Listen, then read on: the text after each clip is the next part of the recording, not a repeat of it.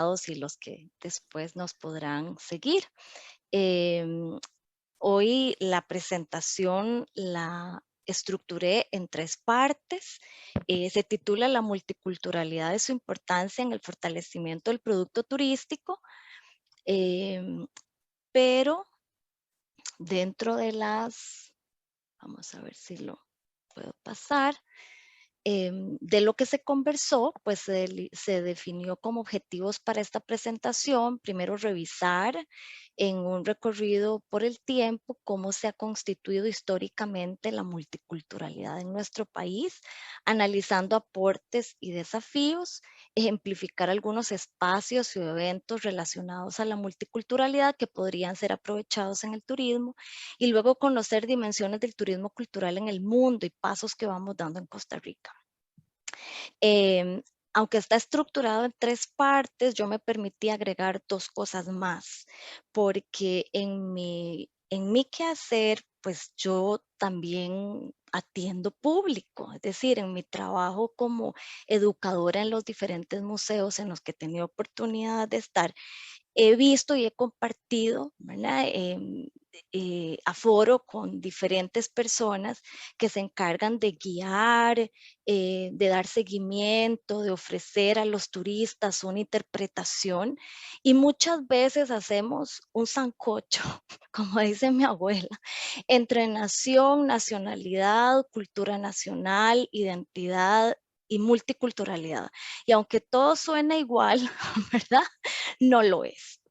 Así que me parece importante antes de comenzar a meternos en el tema de la multiculturalidad y cómo se ha conformado en Costa Rica históricamente, em, hacer como unas salvedades teóricas, ¿de acuerdo? Entonces vamos a iniciar hablando de por qué también la multiculturalidad en los últimos años ha cobrado importancia particular y eso se debe a que en el año 2015 nuestro país por fin reformó el artículo primero de la Constitución Política con el fin de declararnos República Democrática, Libre, Independiente, y ahí está el agregado multiétnica y pluricultural, y así poner en valor los aportes de distintas culturas a la sociedad.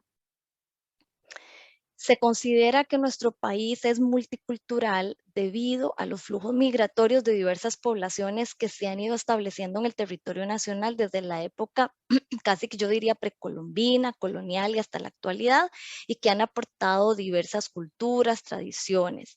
Parte de esas nacionalidades y culturas serían la árabe, la china, la afroamericana, la italiana, la nicaragüense, la española, los pueblos indígenas originarios de nuestro país, etcétera, ¿verdad? Porque la lista es muy larga. De hecho, que cuando hablemos sobre los aportes de la multiculturalidad, yo lo dividí como en varios grupos, pero no, por supuesto, están todos, ¿verdad? Deberían de estar, pero cada vez que hay una guerra, un desastre natural, una situación conflictiva, ¿verdad? La migración suele ser el camino, ¿verdad? La solución, y Costa Rica ha sido un ojo de atracción en diferentes momentos, ¿verdad? Para chilenos, para centroamericanos en diferentes momentos, etcétera. Eso lo vamos a ir viendo después. Pero bueno, la constitución que actualmente nos rige es la constitución de 1949, que a su vez se basa en la de 1871 con los agregados de las garantías sociales. Es decir, que duramos más de 65 años para aplicar ese cambio, es decir, agregar esas 2 palabras, multicultural y pluriétnica, ¿verdad? Y ese cambio en la constitución va de la mano con muchos años en los que tenemos que ir generando una transformación en el consciente de las personas. ¿Y por qué?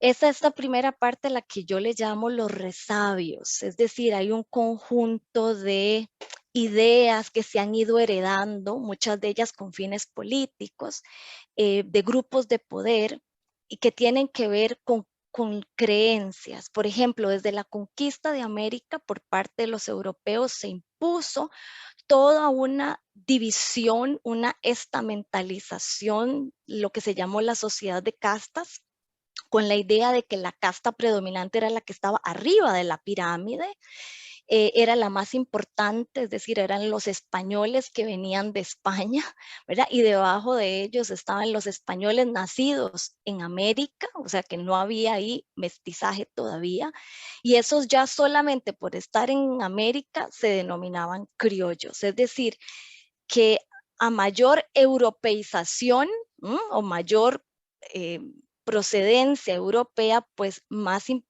importancia tenías en esta pirámide social durante la época colonial.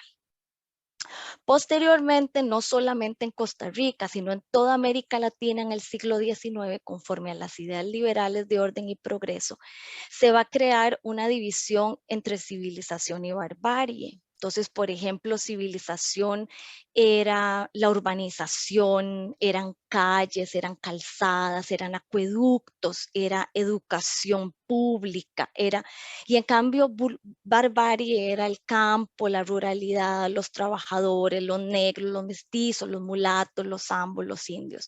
Todo esto era un símbolo de atraso y Costa Rica no va a ser ajena a esas ideas. Esto es una cita que lo saqué de un libro de viajeros del siglo XIX, recopilado por Ricardo Fernández Guardia, denominado por algunos el príncipe de los historiadores, es el historiador más importante del siglo XIX y principios del siglo XX, y él escribe en ese libro en donde él recopila los viajeros del siglo XIX, una cita de Robert Glasgow, era un inglés, que dijo: Costa Rica tiene la mayor prosperidad y espíritu de empresa en relación con otros países de Centroamérica. Eso se debe sin duda a que sus habitantes cuentan con mayor proporción de sangre española, con menos mezcla de negro e indio.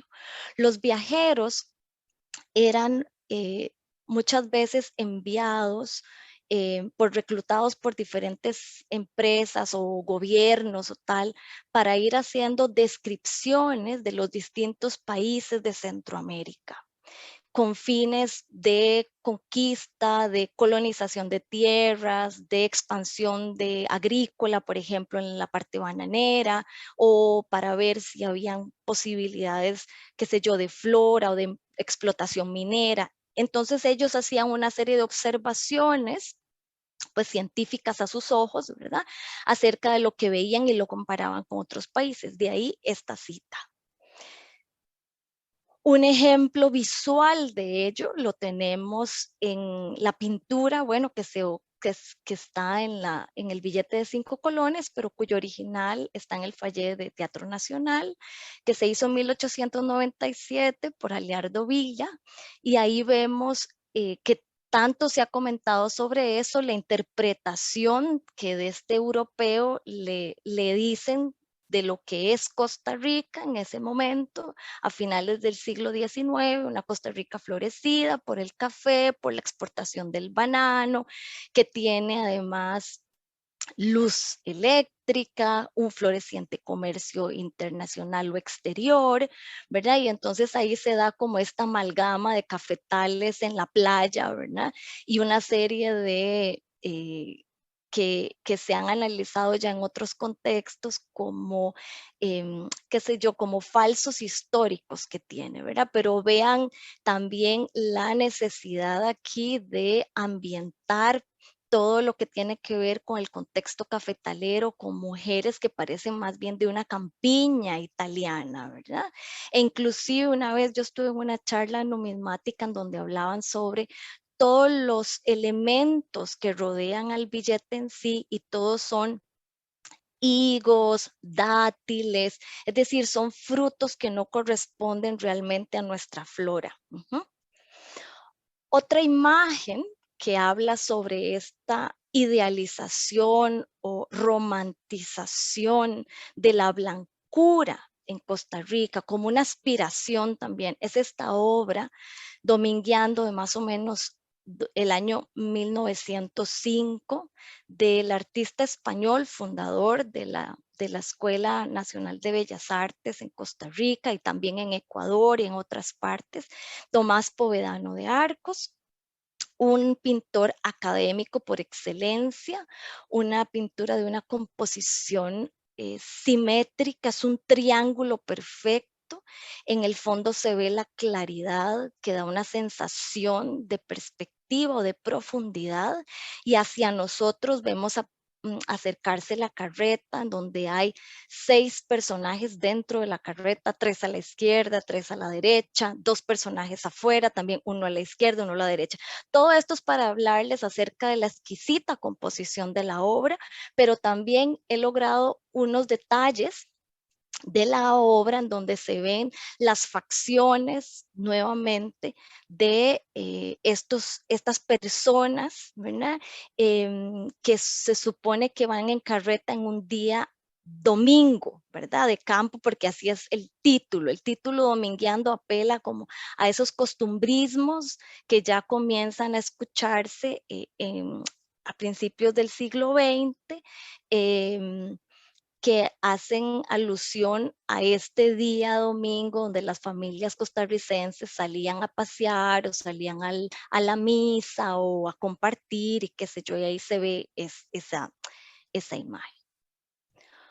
Otra muy importante también, ya un poquito más adentrada al siglo XX, 1932, y que habla sobre la necesidad de la consolidación de las relaciones y el mercado exterior, es esta obra Café de Costa Rica de Julio Solera, en donde se ve además una representación idealizada, una alegoría, es como se llama esto, una imagen idealizada en este caso que representa la patria, representa el país, y lo vemos además con herencias francesas del gorro frigio, por ejemplo, que es lo que utiliza en la cabeza, y la bandera con los colores además que remiten a la bandera de Francia.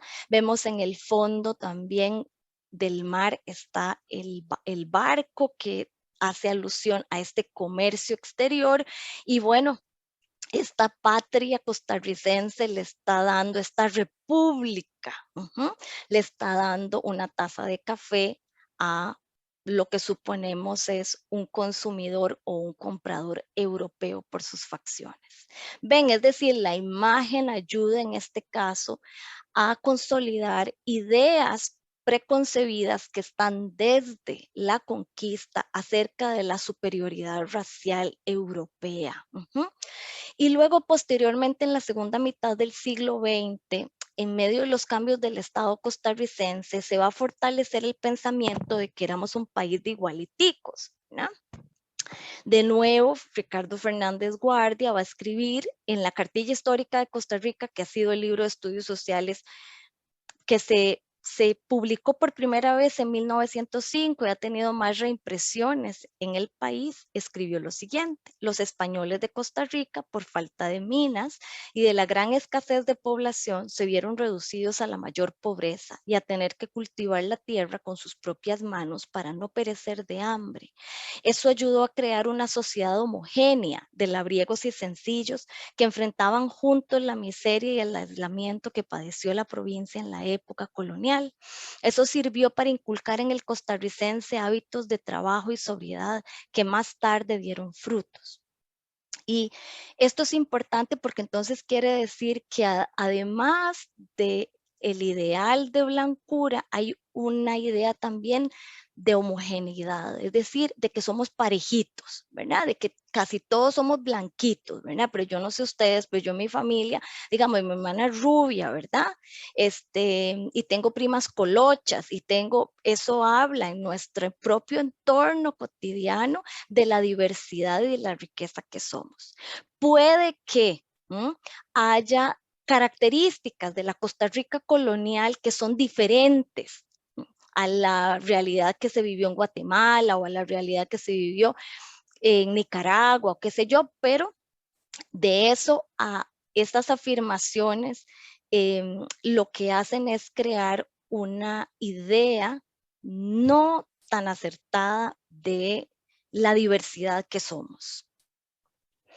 Esa idea de homogeneidad también se vio reflejada en el arte. Ya vimos a don Tomás Povedano de Arcos con esta obra maravillosa, académica, de estilo factura europea, con grandes contrastes oscuros, con sensaciones de profundidad y composición, generalmente óleo, Pero entonces, como respuesta a esos cánones de la academia, surge a partir más o menos de la década del 20, del 30, una agrupación de artistas costarricenses que con sus colores, con el uso de la acuarela, con sus nuevas temáticas del paisaje rural costarricense, comienzan a recrear y a captar con su pincel lo que ellos ven que en ese momento, en las décadas del 30, del 40 incluso, se está perdiendo en Costa Rica, que eran las casas de adobe. Incluso Eugenia Zabaleta ha escrito que para un tema de composición, de equilibrio cromático, se decidió en muchos momentos contrastar entre lo verde del paisaje o lo azulado del paisaje, poner un techo rojo y una pared blanca con azul, pero que no todas eran así, ¿verdad? Que habían casas que inclusive después de estar encaladas eran pintadas de otros colores, rosado, qué sé yo, me pareció haber leído de ella. Pero bueno, eso crea, refuerza esos techos rojos y blanco y azul, refuerza los colores de la bandera y refuerza esa idea de ese paisaje rural costarricense que sin querer los representantes de esta nueva sensibilidad en el arte, pues entonces apoyan a esta idea de homogeneidad. Aún existen ideas de que somos un país homogéneo, con personas de tez predominantemente blanca, un pueblo pacífico e igualitario. Como les digo, en muchos sentidos es cierto, pero como decía mi abuela, el que generaliza pierde, ¿verdad? En el sentido de que académicamente hay muchos y históricamente muchos ejemplos en los que podemos decir eso no es tan cierto, ¿verdad? Pero eso sirvió a grupos políticos, a la construcción del Estado, ¿sí? Para arraigar y afianzar una imagen. Pero hay diversas investigaciones que evidencian que en nuestro país hay variedades y diferencias, y eso da la enorme riqueza cultural que tenemos, aportes, herencias, saberes de muchos pueblos, ¿sí? Y que eso se puede, por supuesto, que apreciar a través de comidas, cultivos, religión, música, arte, etcétera. Otros dilemas. Espero no estarlos confundiendo más. La verdad es que la intención no es esa para nada, pero cuando hablamos de multiculturalidad suele entrar como una contraposición con esto. Si hay una diversidad, entonces, ¿qué es la identidad nacional? Porque nos han vendido, ya les digo, desde los grupos de poder, desde la construcción de arriba, nos han vendido la idea de que la identidad nacional es una, ¿verdad? Son cosas diferentes, ¿sí? Entonces, mientras multiculturalidad hace apela más bien a los saberes, las costumbres, la cuestión compartida de los grupos que inclusive comparten una lengua y que se reconocen como sí dentro de una sociedad. La identidad nacional es un sentimiento construido por un gobierno que se define como territorio, población y soberanía. Y esas expresiones de identidad nacional las vemos cada vez que el partido juega la CL, ¿verdad? Sobre todo antes de que juegue, ¿verdad? Con la gran emoción que toda la gente anda y hay como un ambiente festivo en las calles y, en fin, un sentimiento compartido, ¿sí? Que mueve además ideas de esto, de homogeneidad, de que todos somos uno, de que somos un solo equipo, ¿verdad? Y eso es importante de hacer la salvedad de que son cosas distintas. A lo largo de la historia de Costa Rica, esa identidad nacional se ha ido enriqueciendo de una serie de símbolos, ¿sí? Que también han ido cambiando con el tiempo como productos culturales que son. Ahí hay dos ejemplos muy claros del pabellón nacional, bueno, que al principio tiene otros colores, como ustedes lo saben, y es a partir de 1848 cuando se escogen los colores azul, blanco y rojo, pero antes de eso compartía los colores de la Federación Centroamericana, azul y blanco, que son los colores de la mayoría de las banderas de Centroamérica, de los países de Centroamérica, ¿verdad? Costa Rica decidió hacer una diferenciación a partir de ese momento, pero vean también el escudo, como el escudo antes tenía armas y tenía 5 provincias, porque todavía Guanacaste, perdón, Punta Arenas y Limón no eran consideradas provincias, sino comarcas por el número de habitantes. Así que vean ustedes, además el sol se ve más grande en una, se quitan las armas y se ponen granos que se supone que son de café, y así sucesivamente. Como les digo, el tema de la identidad y de los símbolos de la identidad nacional son construcciones. Construcciones hechas por los liberales desde mediados del siglo XIX, basadas en elementos tradicionales del Valle Central. En algunos momentos esta identidad nacional se ha visto enriquecida porque ha necesitado también incorporar elementos de otros lugares, de otras regiones que forman parte de Costa Rica a partir de 1820 y tal. Estoy hablando de Nicoya, de Guanacaste. Entonces, cómo ese folclor guanacasteco, nicoyano en particular, se incorpora dentro de esta identidad nacional. No sé si a manera de reconocimiento, porque ellos se sumaron y se anexaron a la provincia de Costa Rica en su momento, pero sí forma parte de este conjunto total que conocemos como identidad nacional. Es una construcción desde arriba, se basa en el pasado indígena, el pasado histórico, se refuerza con canciones, los himnos nacionales, las instituciones nacionales. Está basada en la cultura del Valle Central y lo que les decía hace un momento, incorpora variantes regionales y acentúa la diferencia con otros países de Centroamérica. Lo que les decía hace un momento, los colores de la bandera, el escudo y demás. Pero entonces, si hay identidad nacional, ¿hay cultura nacional? No, no existe. No existe cultura nacional. Y ojo, cuando entonces estamos trabajando con grupos de turistas, porque podemos hablar de multiculturalidad y podemos hablar de identidad nacional, como ese sentimiento de pertenencia, de pasión, de patria, ¿sí? De pertenencia a algo general, total, que sería el país, ¿verdad? Pero ese país lleno de una variedad de culturas, no una cultura nacional, ¿de acuerdo? Sin embargo, bueno, se trata de generar como una síntesis conciliadora y decir, bueno, es que los elementos de nuestra cultura nacional son, y ahí les pongo alguna cosa que tiene que ver con gastronomía, pero en realidad, como lo decíamos en las láminas anteriores, corresponden al Valle Central, a valores del Valle Central que se han tratado de homogeneizar. Entonces, cuidado, ¿verdad? Tenemos muchos sesgos inconscientes, pero cuando vayamos a entonces a enfrentarnos a grupos de turistas o a visitantes que nos acompañan y demás, tratemos de presentarlo con una reflexión y con una reflexión crítica.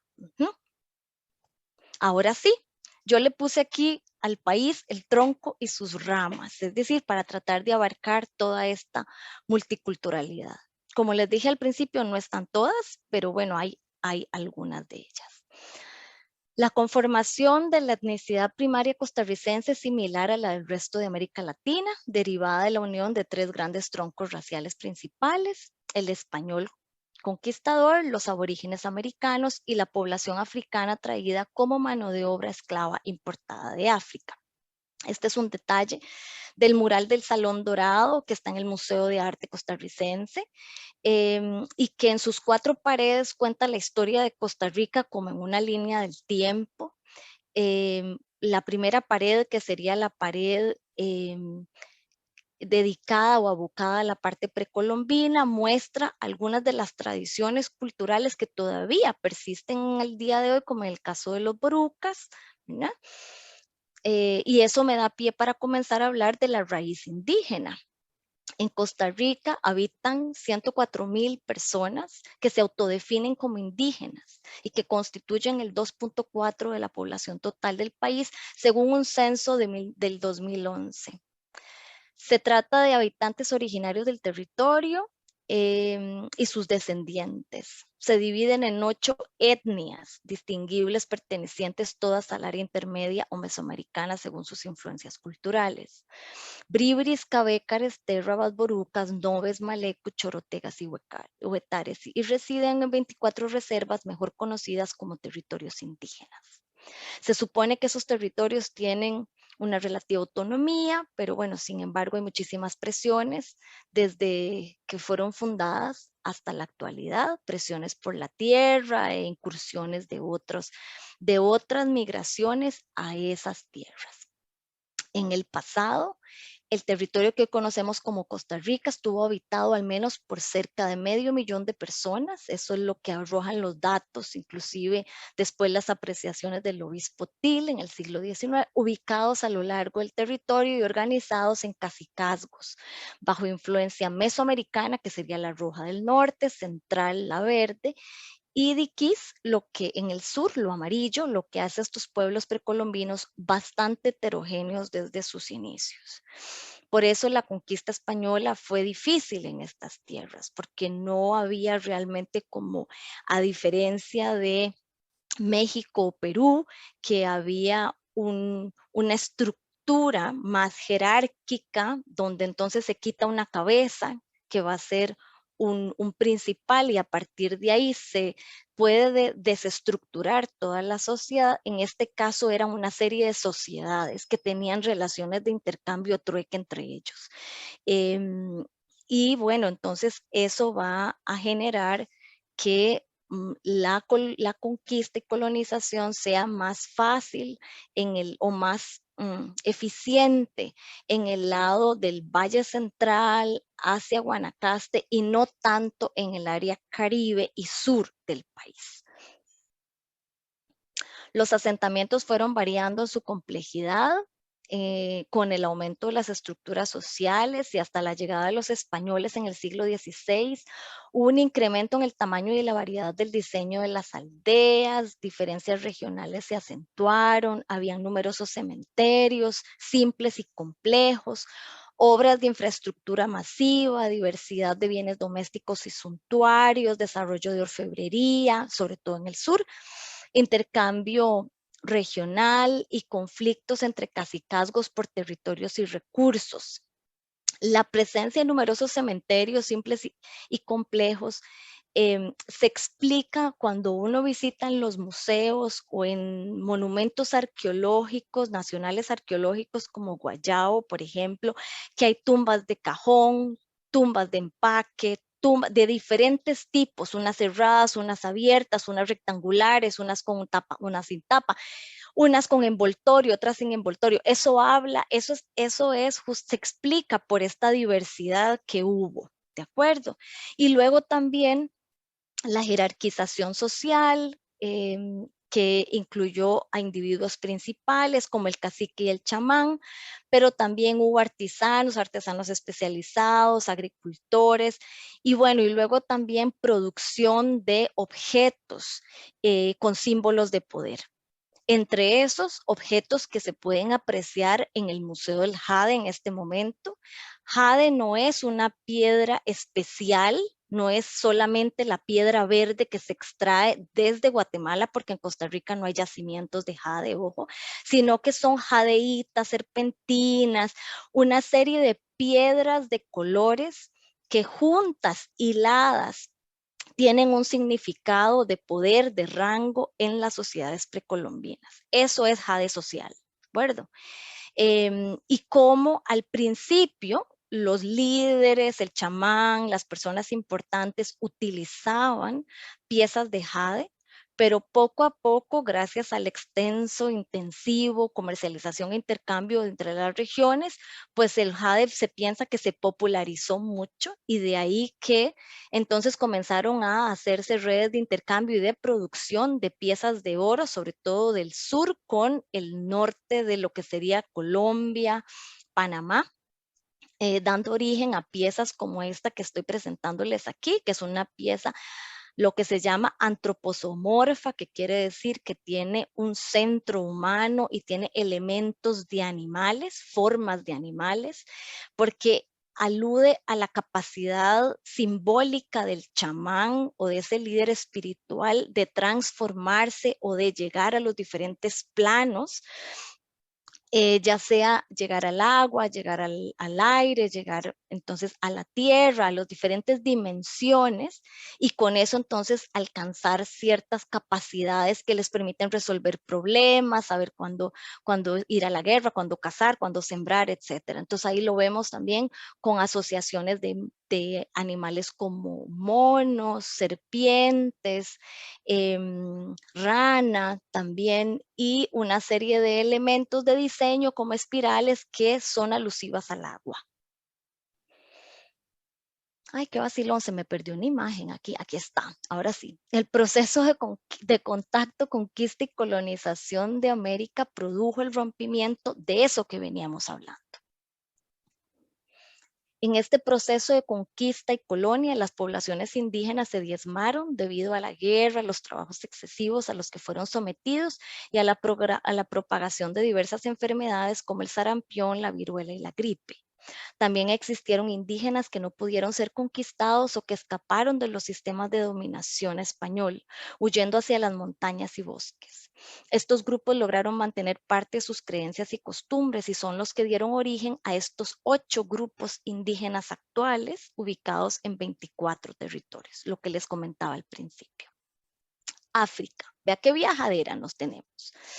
Los primeros grupos de migrantes procedentes de África llegaron a Costa Rica en el siglo XVI y luego en el siglo XVIII. Es decir, hay investigadores como Rina Cáceres y otros que han dedicado a estudiar los diferentes momentos y así han determinado como olas de migración. En este caso, se hablan de 3 grandes olas en el siglo XVI, en el siglo XVIII, durante el periodo colonial, es decir, en el siglo XVI que venían prácticamente en el proceso inicial de la conquista, y luego en el siglo XVIII durante la colonia, que van a llegar como mano de obra esclavizada para trabajar en labores de agricultura, servicios domésticos, ganadería, y luego principalmente en el siglo XVIII en las plantaciones cacaoteras que se van a ubicar en Matina, en lo que es hoy la provincia de Limón, en un sistema entonces ahora sí dando origen a lo que sería el inicio de una estructura económica en donde tiene que haber muchísima mano de obra asociada, en donde sus dueños, los dueños de esas plantaciones, no son moradores de esa tierra, sino que viven en Cartago, viven en otras provincias y se desplazan cada cierto tiempo, 1 o 2 veces al mes, para hacer visitas y para hacer inspección y recoger ganancias, y eso da pues origen a que haya comercios clandestinos con zambos mosquitos, que hayan una serie también de redes internas de trabajo. Los primeros migrantes africanos se acertaron en Cartago, Guanacaste y Punta Arenas. Se tiene registros de que para 1801 el 30% de la población del Pacífico costarricense era afrodescendiente, negro, mulata o parda. De ahí la marimba costarricense, como un símbolo, ¿sí?, de la cultura guanacasteca y que tiene sus raíces en la africanidad. Aquí vemos una imagen, todas las imágenes que estoy presentando les tiene su reseña bibliográfica y en este caso es un, un testimonio muy interesante en el que se narra la venta de esclavos o la herencia de los esclavos al fallecer el dueño, en el caso de Nicoya. Una tercera migración llega a Costa Rica en 1870, procedente de las islas de las Antillas, principalmente de Jamaica, pero también de Trinidad y Tobago, Barbados y San Kitts. Vinieron reclutados por las empresas constructoras del ferrocarril y del Canal de Panamá, dando origen también a toda una diversidad en esa provincia, sobre todo en la provincia de Limón, porque ellos van a llegar también con su idioma, con sus tradiciones, con su música, con todos sus aportes y van a enriquecer lo que ya de por sí estaba ahí. Para complementar, les traigo una imagen de un óleo de Manuel de la Cruz González, que es un artista costarricense que tradicionalmente se le conoce más por la abstracción geométrica, por unas pinturas pues planas, lacas, con acentos de color y con un gran estudio matemático, pero esta es una de sus obras de la década del 30, digamos de sus obras iniciales. Junto con esta obra, él participó en la octava exposición de artes plásticas, que eran unos certámenes que se hacían auspiciados por el Diario de Costa Rica, a falta, digamos, de espacios para la exposición de arte o el concurso del arte. Entonces se desarrollaron estas exposiciones y en la octava exposición, auspiciados por el Diario Costa Rica con el Teatro Nacional, en 1936 se va a hacer entonces este certamen y Manuel de la Cruz va a participar con esta obra que además me llama mucho la atención como historiadora porque 1936 quiere decir que es una obra que está recordando que 2 años antes, en 1934, había estallado la huelga bananera de grandes dimensiones en nuestro país, en donde sobre todo de la mano de afrodescendientes, el Partido Comunista que se había creado recién en 1931 y los diferentes colectivos que ya estaban ahí emprendieron la lucha por mejorar las condiciones sanitarias y laborales, ¿verdad? Entonces se pensaría que es una obra muy importante, es una obra que pertenece, está en la colección de los museos del Banco Central, pero es interesante que en ese certamen esta obra no ganó. La obra que ganó es la que les presento a continuación, que también es una obra impresionante, es una obra que está en la colección del Museo de Arte Costarricense. Es el retrato de María Cristina Goicoechea, que era una mecenas del arte y lo hizo Luisa González Feo, una mujer también de la corriente de la nueva sensibilidad, que por cierto en este momento hay una exposición de sus trabajos en el Museo de Arte Costarricense. Es una mujer que la vemos como en una posición hierática, es decir, como altiva, eh, bastante fría, una mirada perdida, pero vean cómo con manos grandes que tal vez hacen alusión a esa dadivosidad de esta mujer, pero vean qué contraste y cómo ahora, tras, por lo menos esa fue mi reflexión al estar preparando esta presentación, cómo esta selección, entregarle la medalla de oro, el primer premio a esta obra en 1936, iba más de la mano con los intereses de estos gobiernos que estaban forjando este imaginario de identidad nacional homogénea, ¿verdad? Esa tez blanca, esa mirada que no nos ve directamente, porque las mujeres en ese entonces no se tenían permitido, sobre todo de cierta clase social, tener esas actitudes de desafío, va más en consonancia con esta otra obra que más bien hace alusión, pienso yo, a los movimientos sindicales de huelga de los trabajadores que eran considerados en ese momento una minoría, ¿verdad? Interesante. China. Según el Censo Nacional del 2011, de nuevo, 9,000 personas se autodefinen como chinas. Muchas de las familias chinas cuentan hoy con al menos 4 o 5 generaciones, personas que aunque comparten genes y fenotipos, se definen a sí mismos como costarricenses. El siglo XIX es la época más fuerte de la migración china, tanto a Costa Rica como a otras partes del mundo. En América Latina, la presencia de los chinos va a ser muy importante. En China había diversos problemas sociales que se experimentaban, guerras del opio, por ejemplo. Minor, Vivi, ¿puedes dígame, volver a poner la presentación? Se cayó. sí, vamos por Por empezando lo de China. Los chinos. Aquí. Sí. Y trata de poner la barra, esta negra, abajo. La barra de zoom abajo porque te corta la diapositiva. Más Gracias. abajo, Listo. más Un poquito abajo. más. Si puedes ponerla más abajo todavía. A ver, vamos a ver si la puedo bajar un poco más. Espero que se esté leyendo, sí. Sí, nada más sí. ahí. Ok, pero no la puedo poner más abajo. Esto es lo más abajo que me permite. Ok, Sí, pero está eso bien. termina hacia Costa Rica, ¿verdad? Y luego si sigue algo ahí, sí lo tapa. Ah, sí. No, estamos bien. Termina Ok, ahí. entonces, Ok. si quieres, puedes explicar esta diapositiva otra vez para que... Eh, Ok. Muchas de las familias chinas cuentan hoy con al menos 4 o 5 generaciones. Personas que aunque comparten genes y fenotipos comunes se definen a sí mismos como costarricenses. El siglo XIX va a ser la época más fuerte de la migración china, tanto a Costa Rica como a otras partes del mundo.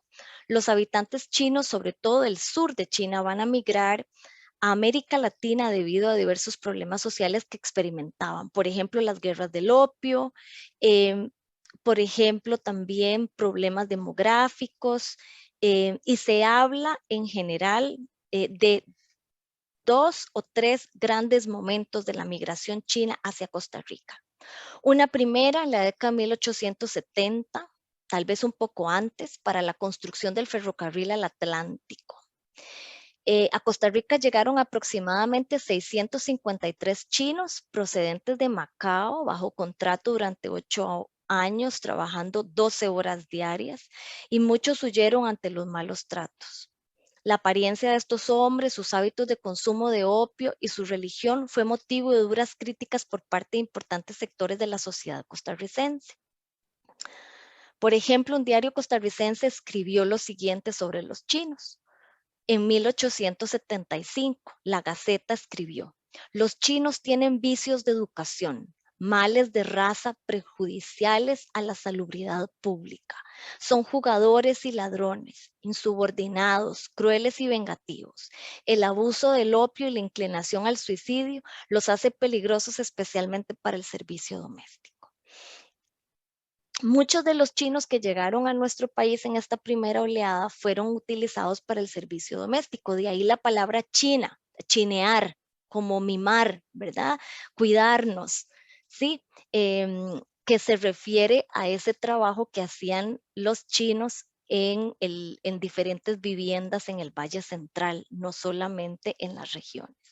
La segunda migración se va a dar entre 1887 y 1888, cuando el gobierno autorizó el ingreso de 2,000 chinos como máximo para trabajar en el ferrocarril por un plazo de 2 años.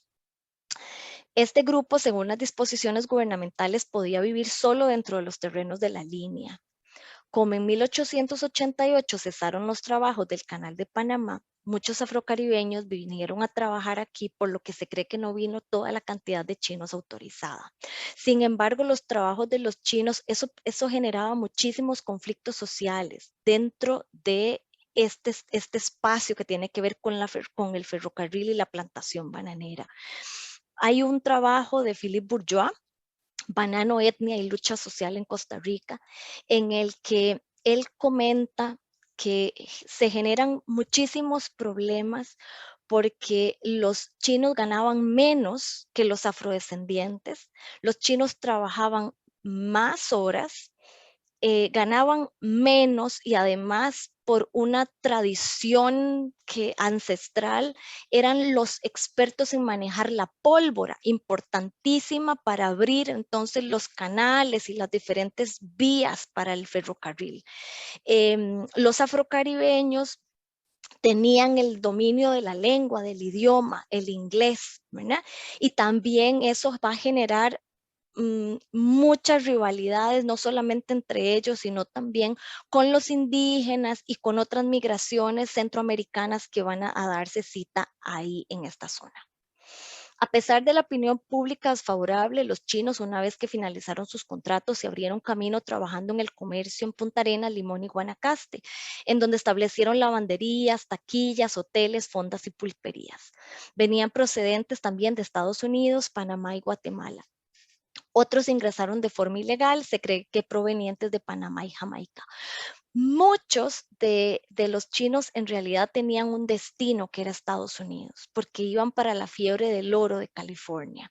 Pero entonces, al igual que en los países de América Latina, en Estados Unidos se dio la prohibición de la entrada de los chinos en el siglo XIX, en la segunda mitad, y eso hizo que ellos entonces se quedaran anclados en diferentes países de América Latina, con el sueño siempre de poder llegar entonces a los Estados Unidos. Algunos lo lograron y otros no.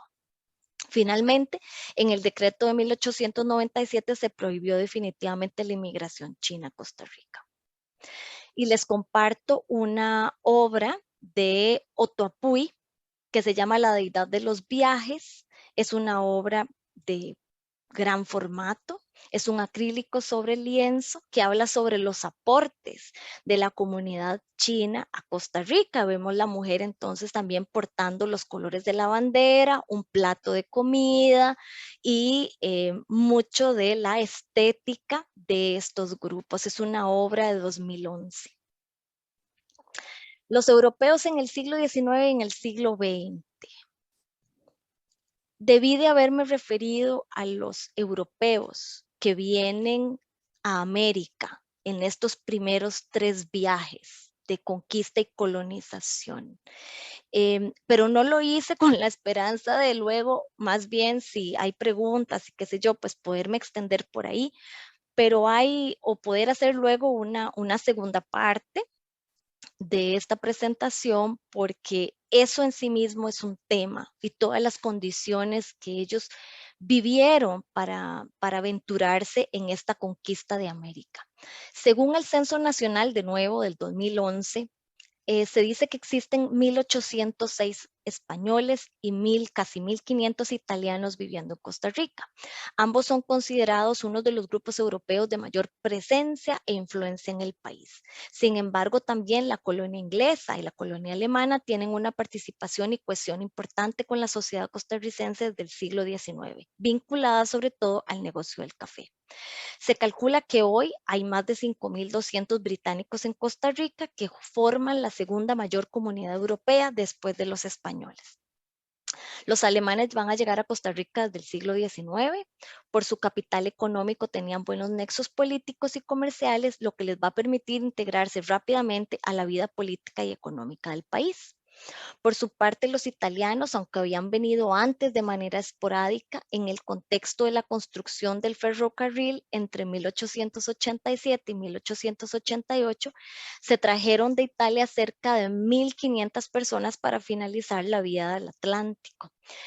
Sin embargo, ellos que venían con una tradición de huelga, de levantamiento popular, comenzaron a alzarse en protestas y caminaron hacia el Valle Central, a tal punto que la población de Cartago comenzó a sentirse indignada. Los consulados en ese momento de Francia intervinieron pidiéndole al Estado que creara una comisión y al final el Estado, pues con su comisión dijo que bueno, que el contrato no se había incumplido, que sí se les habían salarios atrasados, pero bueno, lo interesante aquí es ver la recepción de la sociedad del Valle Central ante las diferentes migraciones.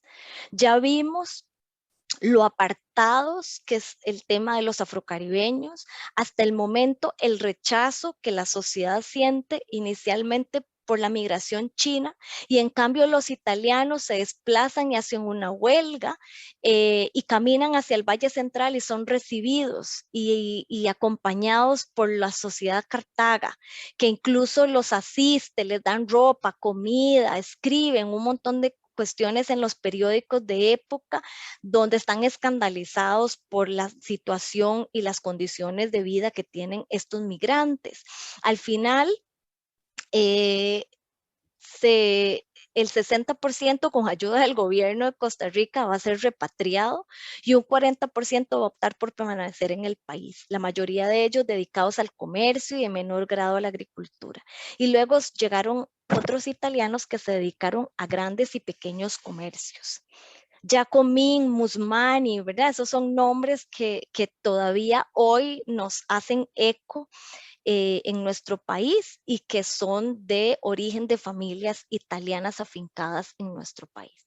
Otras migraciones de las que vamos a hacer mención es la migración árabe, entre 1887 y 1897. La mayoría libaneses y sirios de religión cristiana, maronita, ortodoxa.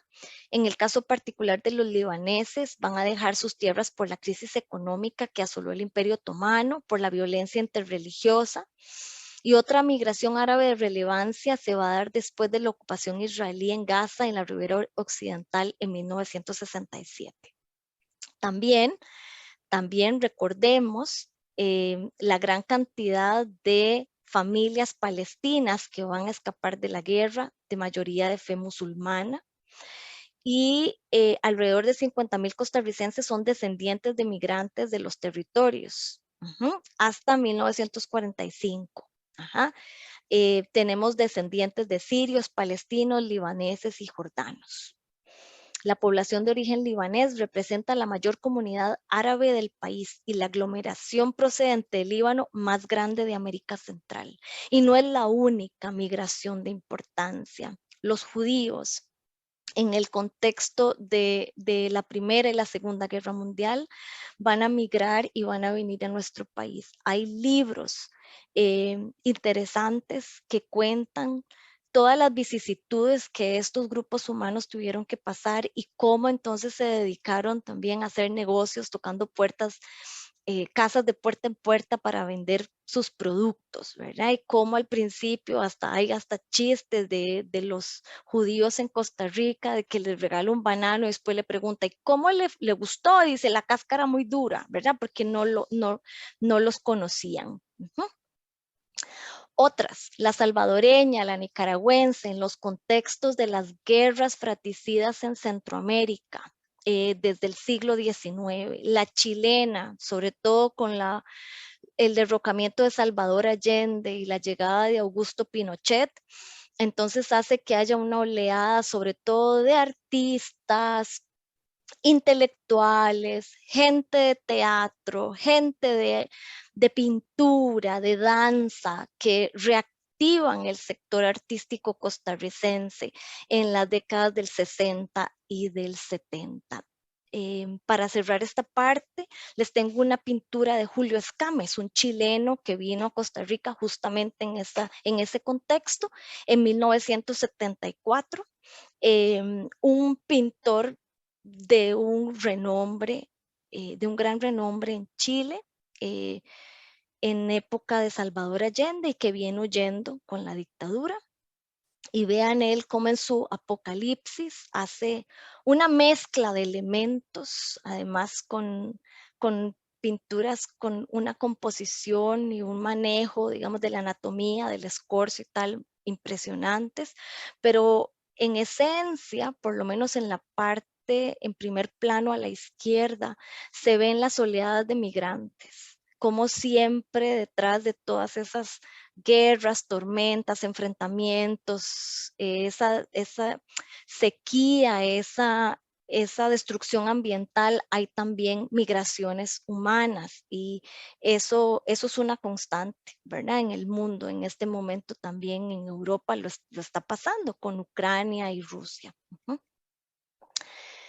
Después de esta parte me tocaría abordar el segundo objetivo que trazamos para esta presentación, que serían los espacios y los eventos para reconocer multiculturalidad. Después de las obras artísticas que hemos visto, también de los objetos arqueológicos que les he presentado, yo les voy a decir que para mí el espacio por excelencia para reconocer la multiculturalidad son los museos. Para eso entonces les tengo un video que espero que les guste mucho. Voy a pasar esto para arriba. Es un video del Salón Dorado, que eso es el salón diplomático que estuvo en lo que fue el salón diplomático del Aeropuerto Internacional La Sabana, hoy Museo de Arte Costarricense, el que les conté que tiene narrado en sus paredes los momentos de la historia de Costa Rica desde la época precolombina hasta 1940. Esto es un viaje que se propone para el visitante, así que los dejo en compañía de este video. Bienvenidos, estimados pasajeros. Desde el antiguo Aeropuerto Internacional La Sabana, actual Museo de Arte Costarricense, les damos las gracias por acompañarnos. Nos complace invitarles al Salón Dorado, un recinto patrimonial que tiene un mural que data de 1940. Sus paredes, hechas en estuco, nos cuentan detalles, personajes y eventos de nuestra historia. Vamos a explorarlos. Póngase cómodo, abróchese el cinturón y viaje con nosotros. Damos inicio a la época precolombina. Escucha eso. Podemos distinguir jaguar, monos, ranas, armadillo. También en esta zona podemos observar plantas de tabaco, orquídeas, bromelias y más, que junto a la caza, la pesca, el tejido y otras actividades agrícolas formaban parte del día a día de los grupos indígenas en el actual territorio costarricense. Veamos con más detalle. Una mujer con su telar de cintura nos remite a tradiciones ancestrales que aún hoy son utilizadas por las indígenas borucas. Sabía que para hacer su telar emplea hilos de algodón teñidos de manera natural, con extractos de corteza, frutos, arcillas y caracoles de mar. Por su parte, en la pesca se empleaban redes o canastos hechos de fibras naturales, como las hojas de bijagua, y de esa forma se aprovechaban las riquezas de los ríos y los mares. ¿Y esto otro? ¿Conoce de qué se trata? Es un indígena extrayendo pepitas de oro de los ríos. Hábiles artesanos elaboraban piezas exclusivas con técnicas de laminado y fundición que eran únicamente utilizadas por chamanes y personajes destacados. Nos acercamos al siglo XV, donde españoles y portugueses iniciaban sus exploraciones en América. Podemos ver sus embarcaciones. Escuchamos a un ágil marinero gritar desde la canasta en el palo mayor: ¡Tierra a la vista! A esta canasta la llamaban carajo. ¿Y a usted le habría gustado que lo mandaran al carajo en esa época? Se dice que Cristóbal Colón llegó al territorio costarricense en septiembre de 1502. Cuando llegaron, encontraron a nuestros indígenas acostumbrados al trueque de telas, cacao, objetos de oro y más. Este intercambio se transformó por parte de los europeos en relaciones desiguales. De aquí volamos por una época de transformaciones religiosas, económicas, entre muchas otras, que dan paso a una nueva sociedad y organización. Como parte del proceso de conquista, se introdujo la religión católica. Podemos ver al sacerdote Juan de Estrada Rábago evangelizando a los indígenas. En muchas zonas del territorio, esta conversión no fue fácil. Las poblaciones indígenas opusieron resistencia, por lo que se recurrió al uso de las armas. En 1561, por primera vez entraron los conquistadores al Valle Central. Dirigidos por Juan de Caballón, llegaron decididos a dominar a los pobladores indígenas y a asentarse en estos territorios. Podemos apreciar gran variedad de animales domésticos y de productos agrícolas introducidos a raíz de la conquista de los europeos, como cítricos, ajos, lechuga y caña de azúcar, lo que sumó a la riqueza autóctona existente. Con todo esto, el paisaje agrario cambió, y cambió para siempre. En ese mismo año, los conquistadores fundaron la primer ciudad colonial del Valle Central. Aquí podemos ver el asentamiento y trazado de la ciudad de Cartago, que fue capital desde 1563 y hasta 1824. Los españoles, al asentarse en el Valle Central, consolidaron la conquista de nuestro territorio. Ya estamos aproximándonos a una nueva etapa histórica, la colonia, que comenzó a finales del siglo XVI. Siga con nosotros. En esta época se desarrolló el cacao en la zona atlántica, especialmente en Matina, con mano de obra esclava proveniente de África. Vea la embarcación pirata y sus tripulantes. En el siglo XVII y XVIII hubo saqueos que amenazaron hasta el Valle Central, pero fueron expulsados por soldados e indios flecheros. Estos piratas comerciaban ilegalmente con negociantes y personas vinculadas a los cacautales. A finales de la colonia,